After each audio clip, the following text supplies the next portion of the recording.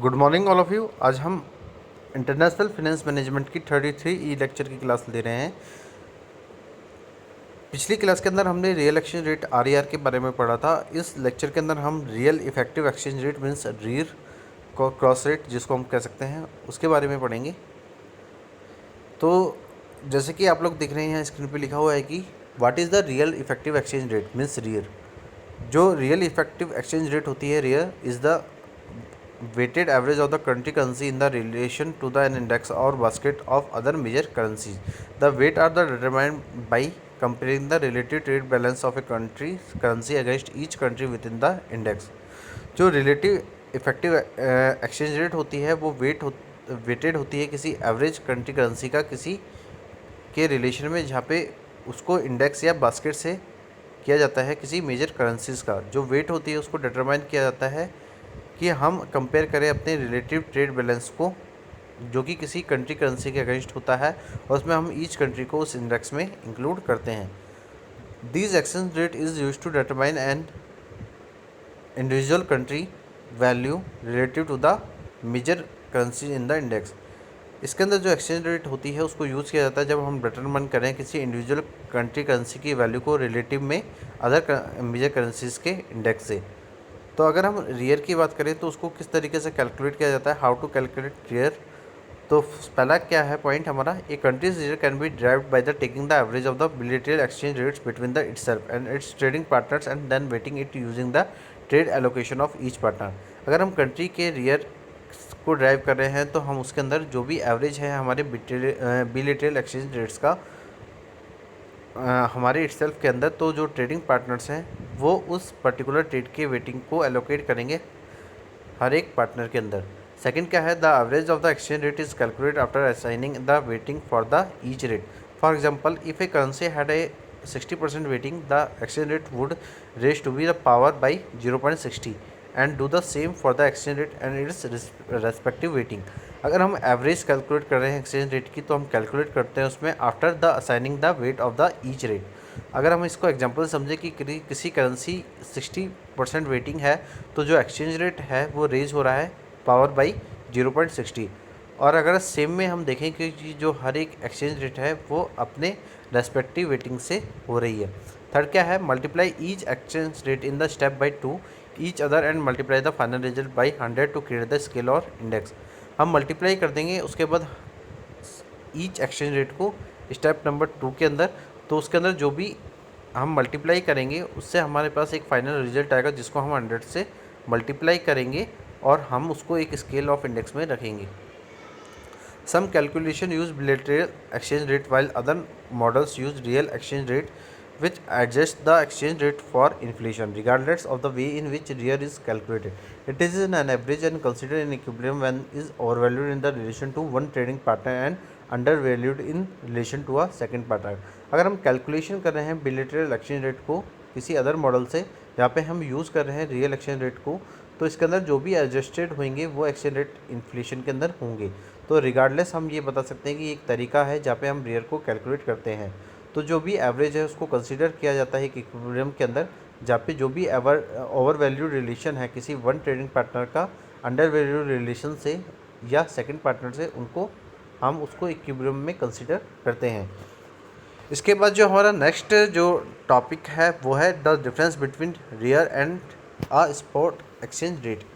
अगर हम देखें तो क्या डिफरेंस रहता है रियल इफेक्टिव एक्सचेंज रेट और स्पॉट एक्सचेंज रेट के अंदर, तो हम समझते हैं कि a spot exchange rate is the price of exchange one currency for the another for the delivery on the earliest possible value date L through the spot exchange rate is to delivery on the earliest value date. The standard settlement date for most spot transaction is 2 business days after the transaction date. अगर हम spot exchange rate की price को किसी one currency से exchange कर रहे हैं या अदर कर रहे हैं तो हम वो जो दो भी डिलीवरी देते हैं उसको अर्लीस्ट पॉसिबल वैल्यू डेट पे देते हैं स्पॉट के अंदर।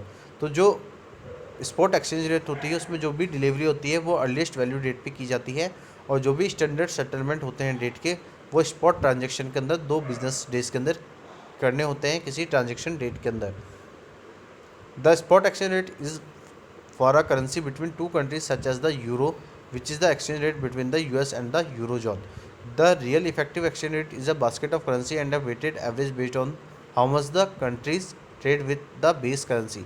जो स्पॉट एक्सचेंज रेट है उसमें जो करेंसीज हैं, जो करेंसी की रेट है बिटवीन दो कंट्रीज़ के बीच में, उसमें हम यूरो को किसी दूसरे एक्सचेंज रेट के बिटवीन यूएस के और यूरो जोन के अंदर बताते हैं। तो जो भी रियल इफेक्टिव एक्सचेंज रेट है वो बताती है कि क्या बास्केट है करेंसीज का और क्या वेटेड एवरेज बेस्ड है कि हाउ मच कंट्रीज़ ट्रेड करें किसी बेस करेंसी के साथ। इसके बाद अगर हम देखें तो जो हमारा नेक्स्ट टॉपिक है वो है limitation of the real effective exchange rate. क्या क्या लिमिटेशन है रियर की, उसको हमें इस टॉपिक के अंदर समझ रहे हैं। There are factors beside trade that can impact the REER. The real effective exchange rate does not take into the account price changes, tariffs or other factors affecting trade. If prices are higher in the one country versus another, the trade might decrease in the country with higher prices and impact the rear. अगर हम factors की बात करें trade के अंदर तो ये impact डाल सकती है हमारे रियर के अंदर।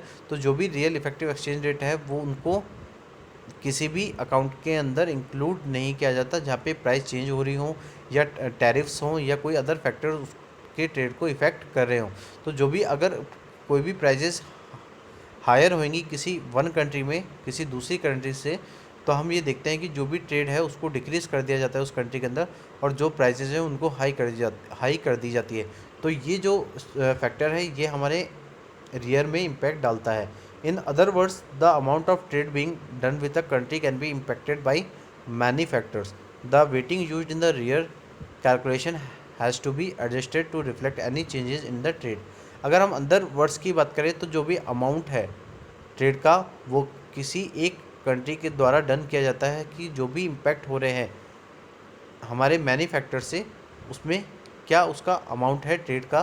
तो जो वेटिंग होती है जहाँ पे हम रियर को यूज़ करते हैं कैलकुलेशन के अंदर और उसको एडजस्टेड करते हैं कि वो हमारे जो भी चेंजेस हैं ट्रेड के अंदर उसको रिफ्लेक्ट करे।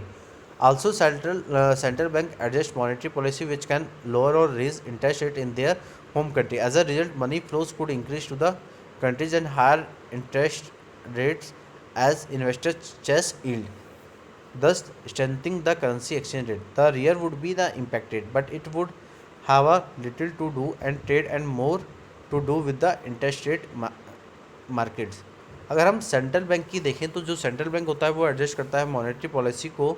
तो उसके अंदर अगर कोई भी लोअर या रेज हो रही है इंटरेस्ट रेट के अंदर किसी होम कंट्री के अंदर तो उसका रिजल्ट ये होता है कि जो भी मनी फ्लो हो रही है वो इंक्रीज़ हो जाती है किसी कंट्री के अंदर और उसके अंदर हायर रेट्स इन्वेस्टर को यील्ड मीन्स इनकम चेज करने के लिए किए जाते हैं।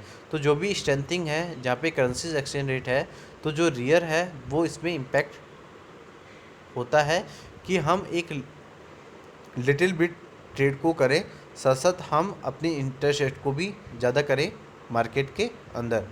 तो आज के लेक्चर के अंदर हमने रियर के बारे में पढ़ा, रियल इफेक्टिव एक्सचेंज रेट के बारे में, और फिर हमने देखा कि रियर को किस तरीके से कैलकुलेट करते हैं और उसके बाद हमने स्पॉट एक्सचेंज रेट और रियर के बीच में क्या डिफरेंस होता है उसको हमने पढ़ा और लास्ट में इस टॉपिक के अंदर हमने क्या क्या लिमिटेशन है रियर की उसको हमने इस टॉपिक के अंदर गो थ्रू किया। तो आज के लिए इतना ही। Thank you so much and have a nice day.